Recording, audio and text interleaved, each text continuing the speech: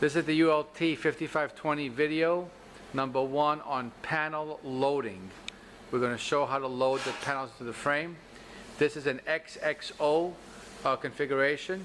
The first panel is the X panel that goes all the way to the left, that locks into the lat style. This panel has a handle, obviously, on the outside. We're looking at the outside view right now. And from the inside view of this panel, it has a handle and it has the lock, thumb turn, and it has a lock in here.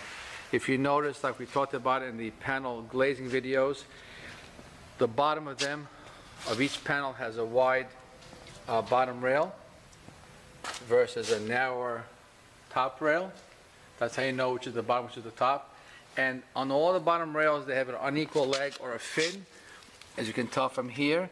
And the long leg of the fin is always to the outside of the frame, and the short no fin section is to the inside of the frame. That applies for all the panels, and that's how we can tell. And on the first X panel, there is an interlocker on one side of the panel, and there's a lat style on the other side. On the middle sliding panel, the middle X, there are two interlockers, and they're both high loads. The tube faces the inside on the left side, and on the right side the tube faces the outside. The tubes are on unequal levels. So here's a tube here. On the left panel, the tube of the high-load interlocker is to the exterior, and on the interior side, the tube of the high-load interlocker is to the interior. So the middle sliding panel has two high-load interlockers.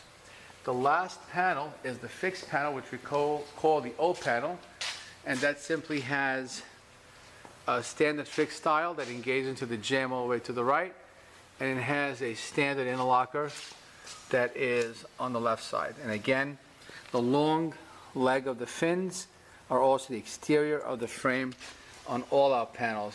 Okay?